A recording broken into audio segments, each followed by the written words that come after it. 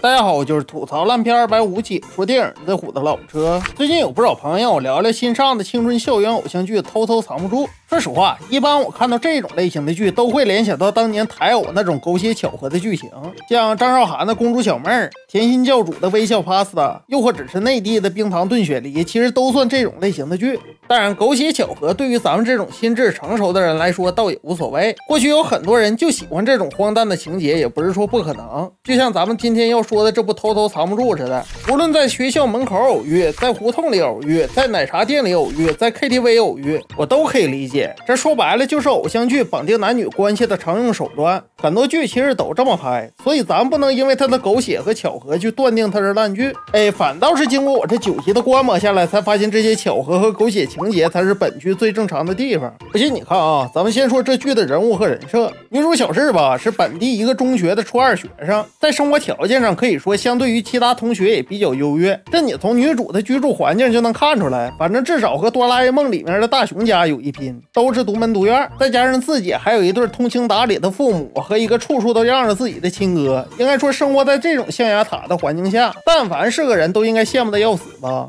不过别着急，等你接下来看到女主和男主的骚操作以后，我估计倒搭你钱让你像女主这么活着你都不带干的。这把事情呢还要从他亲哥把他同学领回家那天说起。当然这个同学呢也不是别人，正是咱们号称帅到车爆胎的男主老段。不过大家要注意一下啊，女主现在是初2的学生，而男主已经在念大学1年级了，也就是说男主此时比女主大5岁。不过这都无所谓，现在人人都是恋爱自由，别说大5岁了，咱们身边爷孙恋的都有。更何况女主此时也只是觉得男主帅，并没有到爱的那种程度。这玩意儿小女孩喜欢帅一点的大哥哥也不是什么大事儿，就像以前的小孩喜欢 F4 韩庚，现在的小孩喜欢艾坤一样。当然艾坤不是我说的啊，这是我看见一位博主采访街边的小学生说的。不过这些都不重要，重要的是因为女主上课不认真听讲，找男主冒充家长去学校一次之后，随后镜头一转，直接就来到了3年后。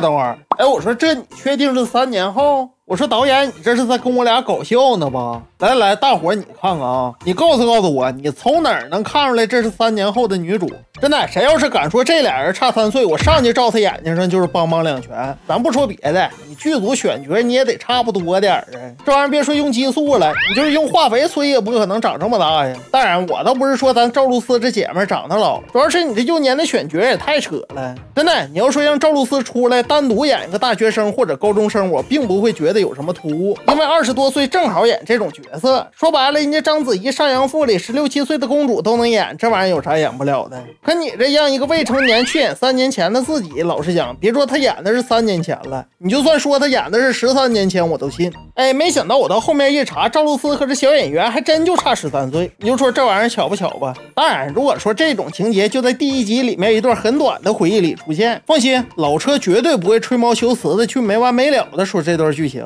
可后面这几集女主不断的回忆过去，这就让人家很出戏了。说白了，我刚想忘记俩演员差13岁的事儿，女主一个回忆杀就让我想起来了。我刚想忘记，女主又一个回忆杀又让我想起来了。真的，编剧咱做个人不好吗？不用说别的，你哪怕让张子枫和赵今麦来演这段童年的戏，我都不用那些无脑的剧粉说我自己就把自己的嘴缝上。因为你说这俩演员和赵露思差3岁，谁看谁都信呢。可你找这小演员都不是我说，这要是再小几岁，俩人都差辈儿了，然后你让这俩演员互演3年前后的自己，你说你这不是扯淡是啥？都说有的网友质疑你这剧像是在和未成年搞暧昧，你说这能怪人家说吗？而且咱话又说回来，这种前后回忆的剧你也不是什么先例，从早年的偶像剧《薰衣草》，再到近几年的《天才基本法》，都是这种从童年到长大的剧。说白了，没吃过猪肉，你还没见过猪跑啊？要么吧，你就像人家《薰衣草》似的，女主长这么大，男主这边也跟着长大换角色，或者说你就像《天才基本法》一样，找一个年龄差不多点的童年女主演就完了。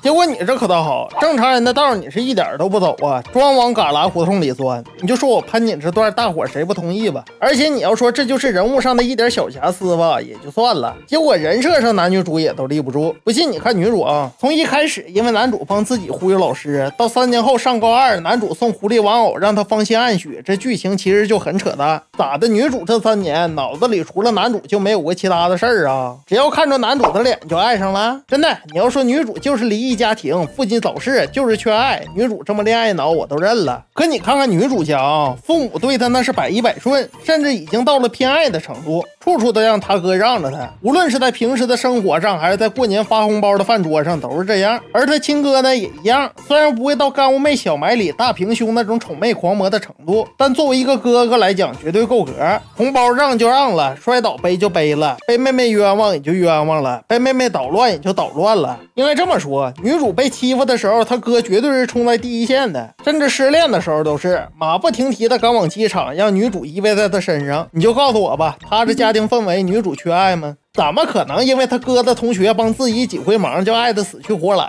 呢？当然这时有的朋友就该说了，小智是先爱上了男主的颜值，才对男主的关怀记忆深刻的。如果要这么说的话，那么问题就更大了。如果女主要真这么想的话，那女主不就妥妥的是没有主观意识的恋爱脑吗？自己家人对自己的爱可以视而不见，反倒因为男主帮2回忙，关照2回就坠入爱河了，你这不搞笑呢吗？应该说，无论是男主装家长，还是帮忙背妹妹，或者是奶茶店请喝西米露，你告诉我这里面哪个不是一个身为他亲哥的好哥们在为人处事上应该做的？更别说后面的有偿家教了，人家兼职挣钱，你补课，这是双赢的东西，何来增进感情一说吧？而且你要说女主光是恋爱脑吧，我也认了，可女主最大的问题是她不光是恋爱脑，而且还极为自私。应该这么说，全剧25集，我一口气看了9集，是不少了吧？在这9集里，女主从来都是只顾自己不顾别人。别看女主又是给男主钱，又是为男主着想的，说白了这是她自己乐意干的呀。你不能把她自己乐意干的事儿当成不自私的理由吧？不信你反过来再看看她是怎么对自己家人的。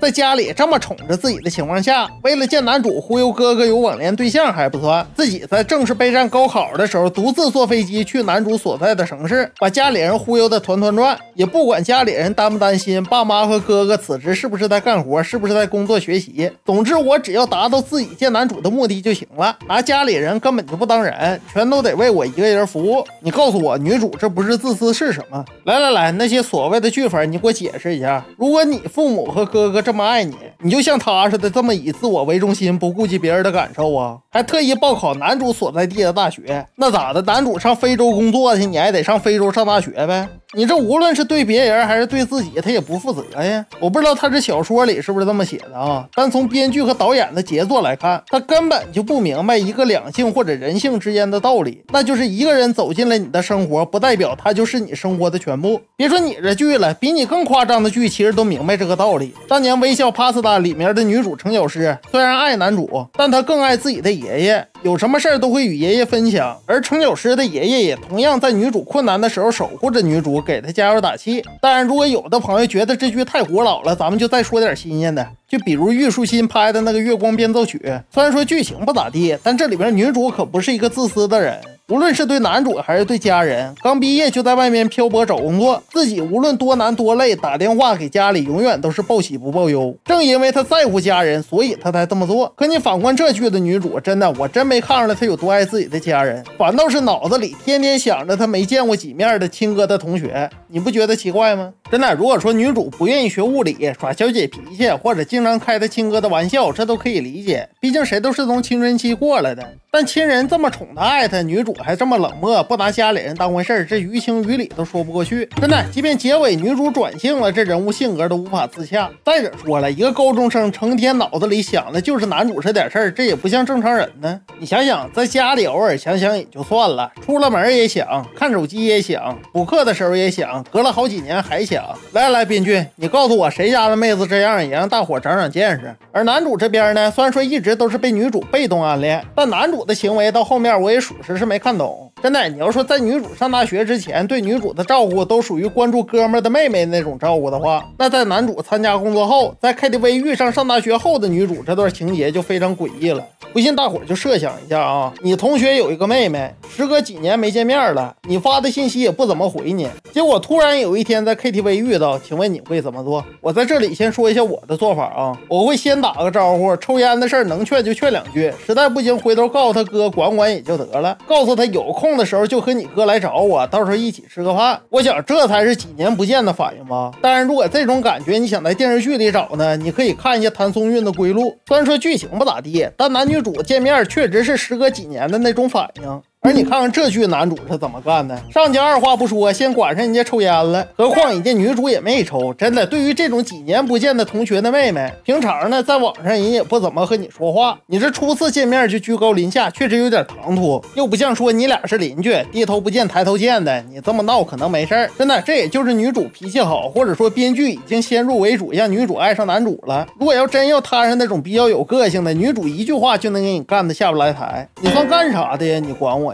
何况我也没抽烟。如果发生这场面，你是男主，你尴不尴尬？当然，诡异的还不是这些。紧接着，男主不断逼问女主为什么不联系他，是不是对他有什么看法，连续逼问了3、4次。第一次质问，国庆7天假也不知道找我。上课去了。第二次质问，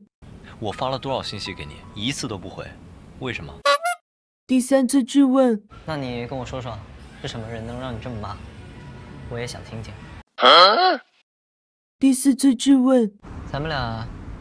沟通一下，为什么感觉你对我有意见啊，小朋友？最后一次暗示，听你哥哥说你要过来读大学的事情，我很开心。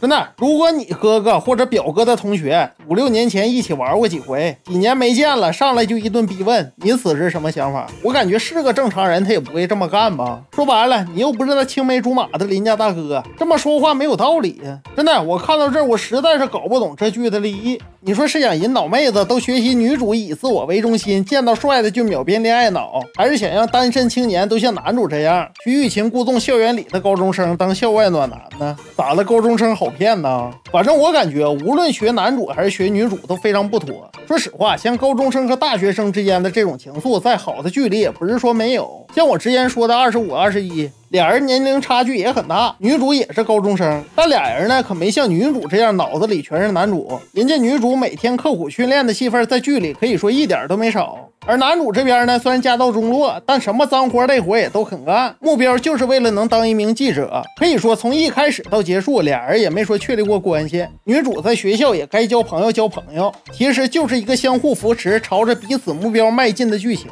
彼此呢也只是把对方当成自己那年最美好的一个回忆。至于最后走没走到一起去，那就靠大家想象了。你就说吧，这种点到即止的剧情比不比你强吧？当然，如果说你就想像男主这样，用自己的暖男人设去 PUA 女主这个年龄段的女孩，或者学女主这样把家人放在一边，只要恋爱脑的去读高中，或者以后让你家孩子就这么读高中，那就当我没说。我承认你这么想的话，那这剧就是好剧了，比怦然心动都好，这行了吧？行了，咱们今天就侃到这儿吧。我是老车，咱们下期再见。